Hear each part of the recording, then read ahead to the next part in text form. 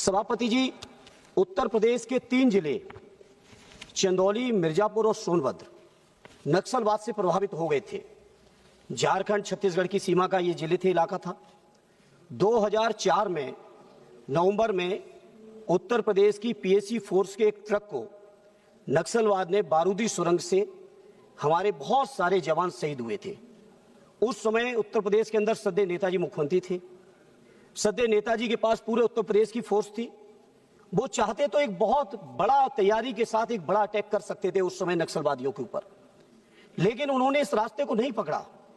सभापति जी, घटना के तीसरे दिन पूरे उत्तर प्रदेश के इंटेलिजेंस फोर्स के मना करने के बावजूद मुख्यमंत्री की हैसियत से माननीय नेताजी उस समय का जो घटना स्थल था उस घटना स्थल पर गए और घटना स्थल पर जाने के बाद वहां पे नक्सलवादियों से बातचीत की और बातचीत का माननीय सभापति जी ये परिणाम हुआ कि हजारों हजार नक्सलवादियों ने सदैव नेताजी की मौजूदगी में आत्मसमर्पण किया, पूरे के पूरे हथियार वापस किए। और जब नेताजी उस नक्सलवाद के कारण पे गए तो वहां के कारण था गरीबी, वहां का कारण था बेरोजगारी, वहां के कारण था तमाम तरह की जो असमानता, वहां का कारण था प्रशासनिक तमाम जो अत्याचार है। और वो जगह का नाम था सभापति जी मझगामा, डिस्ट्रिक्ट चंदौली में, जहां के हमारे सांसद जी बैठे हैं, और सोनभद्र के सांसद जी का वो गांव है मझगामा।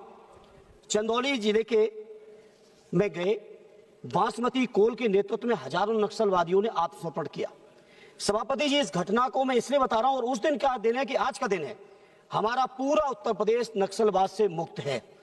इसलिए मैं इस मौके पर कहना चाहता हूं, सदैव नेताजी का वो अनुभव था कि नक्सलवाद को बातचीत से खत्म करना चाहिए। सभापति जी, जहां हम लोग नक्सलवाद के ऊपर चर्चा कर रहे हैं, वहां मैं समझता हूं नक्सलवाद के जो कारण हैं, उन कारणों पर माननीय गृह मंत्री जी बैठे हैं, बहुत सारे वरिष्ठ मंत्री बैठे सरकार के, उन कारणों पर जाना चाहिए। हजार सालों से, पीढ़ियों से उपेक्षित हैं, पीड़ित हैं, शोषित हैं, अत्याचार हो रहा है, अन्याय हो रहा है, उनकी संपदा को पूरी तरह से लूटा जा रहा है। यूपीए सरकार ने कुछ वन कानून बना के उनको अधिकार जरूर दिया, लेकिन वर्तमान सरकार ने 2003 के अंदर जो वन कानून बनाया, वन संरक्षण संशोधन अधिनियम 2023, और संशोधन को बनाने के बाद सभापति जी जो अधिकार मिले थे आदिवासियों को, जंगलवासियों को, उसको पूरी तरह से इन्होंने खत्म करने का काम किया। 2013 का जो हमारा भूमि अधिग्रहण अधिनियम के माध्यम से जो आदिवासियों को जमीन के अधिकार मिले थे, 2023 के संशोधन के बाद सरकार ने औद्योगिक क्षेत्रों के लिए, परियोजनाओं के लिए, प्रक्रियाओं के लिए, उद्योगपतियों को फायदा पहुंचाने के लिए उन नियमों में शिथिलीकरण कर दिया, और शिथिलीकरण करके उनकी जमीनों पर आज भी सभापति जी अलग अलग तरीके से कब्जा करने के, कुछ अपने चहेते लोगों को खनिज संपदा देने के लिए।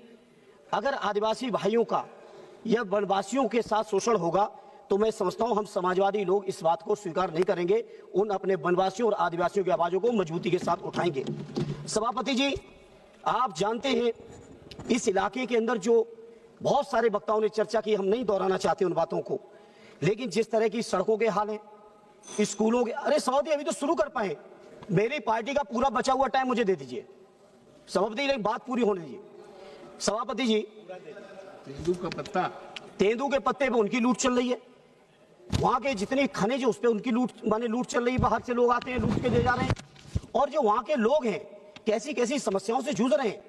बच्चों में नाटापन है, ड्रॉप आउट की समस्या है, शिशु मृत्यु दर सभापति जी 50 से ज्यादा है 1000 के अंदर, खाद्य की असुरक्षा है, भूमि के विवाद हैं, दलित भाइयों के अंदर कुपोषण है, कमजोर और कल्याणकारी योजनाओं का प्रॉपर वितरण नहीं है।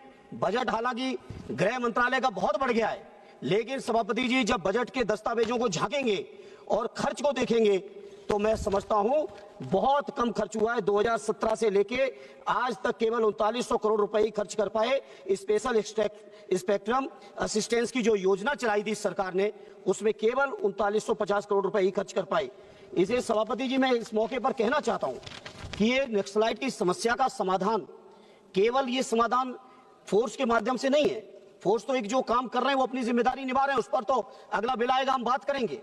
लेकिन आज इस मौके पर मैं अपने आदिवासी भाइयों के लिए, अपने वनवासी भाइयों के लिए कहना चाहता हूं कि उनके इलाकों में स्कूल खुले, उनके इलाकों में सड़कें बने, उनके इलाकों में अस्पताल बने, उनके इलाकों को जो जरूरी चीजें वो मिले, उनकी जो जमीन का अधिकार हक है वो उन्हें मिले। खनिज से लेके जो पट्टे के मामले पर जो जमीन अधिग्रहण में जो वहां का जो सोशल इम्पैक्ट का जो एनालिसिस होना चाहिए, जो कि नहीं हो रहा है, इन तमाम चीजों को जब तक आप नहीं करेंगे सभापति जी, तब तक मैं समझता हूं स्थायी तौर पर समाधान इस समस्या का नहीं हो सकता है। दूसरे मैं इस मौके पर कहना चाहता हूं, मुझे पता है मुझे शुरुआती वक्ता जिन्होंने चर्चा शुरू की थी सत्ता पक्ष की ओर से बहुत बड़ी बड़ी बातें की थी हमारे पैरामिलिट्री फोर्सेस के लिए। मैं समझता हूं पैरामिलिट्री फोर्सेस को सम्मान देने का इस देश का हर व्यक्ति हर नागरिक काम करता है। विशेष तौर पे हम समाजवादी लोग तो फौजी भाइयों के लिए पैरामिलिट्री फोर्सेस के लिए विशेष सम्मान रखे। लेकिन आज इस मौके पर मैं माननीय गृह मंत्री जी की मौजूदगी में कहना चाह रहा था, मैं इंतजार कर रहा था गृह मंत्री जी के सामने कभी मुझे कहने का मौका मिले। माननीय गृह मंत्री जी, बड़ा अफसोस होता है जब पैरामिलिट्री फोर्सेस के लोग आके मिलते हैं और कहते हैं कि हमारे जब कोई शहीद होता है, किसी की अभियान में कोई खत्म होता है, तो पैरामिलिट्री फोर्स का माननीय गृह मंत्री जी शहीद का दर्जा भी आपने वापस ले लिया है। बहुत अफसोस होता है सभापति। अभी माननीय सर्वोच्च न्यायालय ने पैरामिलिट्री फोर्सेस के जवानों के जो अधिकारी हैं उनको एक न्याय दिया। केंद्र सरकार सर्वोच्च न्यायालय के फैसले को भी नहीं मानी, रिव्यू पिटीशन में गई, रिव्यू पिटीशन में भी केंद्र सरकार हारी। तो अब जाके केंद्र सरकार तब भी पैरामिलिट्री फोर्स के पीछे पड़ के एक कानून लाए हैं जो राज्यसभा में आज चर्चा में और पास होगा। जब लोकसभा में आएगा तो माननीय गृह मंत्री जी हम लोग व्यापक चर्चा करेंगे। आखिर पैरामिलिट्री फोर्स के अधिकारियों ने क्या बिगाड़ा है जिनकी दम पर आज पूरे देश के अंदर आप दावा कर रहे हैं कि नक्सलाइट को खत्म किया है, अमन चैन आया है, शांति आई है। मैं समझता हूं, मैं सदैव नेताजी और समाजवादी पार्टी के लोग जो हम लोग रक्षा मंत्री के तौर पर नेताजी के कार्यकाल को देखे, सीखे, समझे हैं। आज मैं अपने पैरामिलिट्री फोर्स के लोगों की तरफ से कहना चाहता हूं गृह मंत्री जी, आखिर उनको छोटा सा अधिकार दिया है माननीय न्यायालय ने, क्या दिक्कत हो रही है सरकार को, किस बात की दिक्कत है? आखिर उनको छोटा सा अधिकार न्यायालय ने दिया, उसको भी आप स्वीकार करने को तैयार नहीं हो, तो कैसे? पैरामिलिट्री फोर्स केवल कोई पदों का सवाल नहीं है, फोर्स के मनोबल का सवाल है। फोर्स के मनोबल को बढ़ाइए, ये हमारी इस मौके पर गृह मंत्री जी आपसे मांग है। और साथ ही साथ नक्सलाइट जो समस्याएं हैं, इन समस्याओं के लिए बहुत सारे सुझाव हैं, लेकिन आप समय उतना नहीं दे पाएंगे सभापति जी। बहुत सारे सुझाव हैं आपके लिए, जिन सुझावों पे अगर विचार करेंगे तो ये समस्या जो अभी आपने जी आप दीजिए ना समय। बहुत बहुत धन्यवाद माननीय मंत्री जी, बहुत बहुत धन्यवाद। मैं बता रहा हूँ इस समस्याओं के बारे में चर्चा कर रहा हूँ। जब आपने टाइम दिया तो आपको बहुत बहुत धन्यवाद। अब जब आपने समय दे दिया है तो छत्तीसगढ़, झारखंड, उड़ीसा, महाराष्ट्र, 4 बड़े राज्य जो नक्सलाइट इलाके से प्रभावित हैं, उन इलाकों की अलग अलग समस्याएं हैं और चुनौतियां हैं। इसमें एक चुनौती है बच्चों के नाटापन की छत्तीसगढ़ के अंदर, जब आपने समय दिया है तो धन्यवाद आपको। कुपोषण जो मोर देन 40% कुपोषण हो रहा है केवल इस बात के लिए कि उनका खराब टीकाकरण किया जा रहा है, और बार बार होने वाले हिंसा से स्कूल और अस्पताल केंद्रों बाधित हो रहे हैं। मृत्यु दर बढ़ी हुई है, खाद्य की सुरक्षा बढ़ी हुई है, विस्थापन बढ़ा हुआ है, भूमि विवाद बढ़े हुए हैं, उच्च आदिवासी दलित जनसंख्या, पुराना कुपोषण, भूमि विवाद, कमजोर कल्याणकारी योजनाएं, वितरण का मौसमी पलायन, ये समस्याएं हैं माननीय गृह मंत्री जी। छत्तीसगढ़ के अंदर मोर देन 40% बाल कुपोषण बढ़ा हुआ है। झारखंड के अंदर खूंटी में अधिकारियों के प्रति वहां की जनता में अविश्वास है। स्कूल छोड़ने की दर मोर देन 20% है, खराब कवरेज योजना के कारण। झारखंड के पलानू में सूखा खाद्य की सुरक्षा बनी हुई है।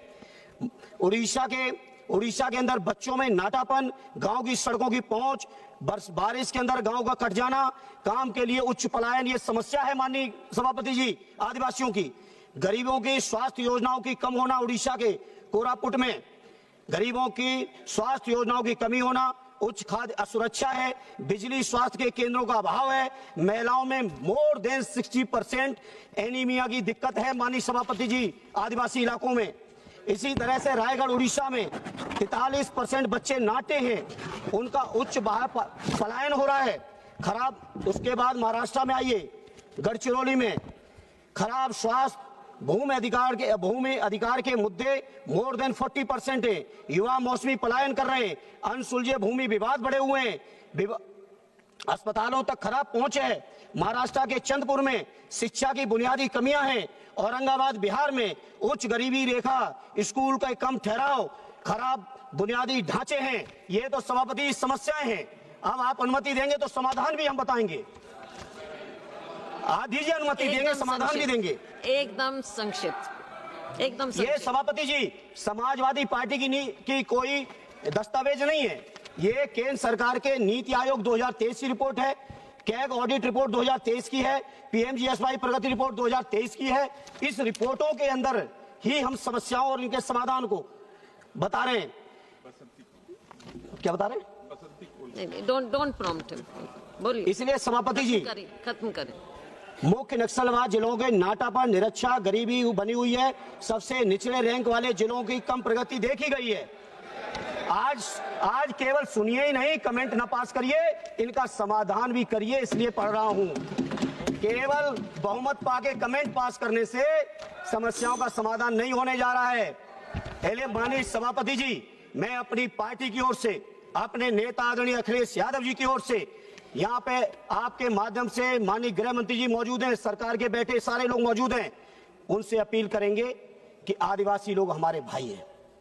कुछ चुनिंदा उद्योगपतियों के लिए करोड़ों आदिवासियों को उजाड़ने का प्रयास न करिए।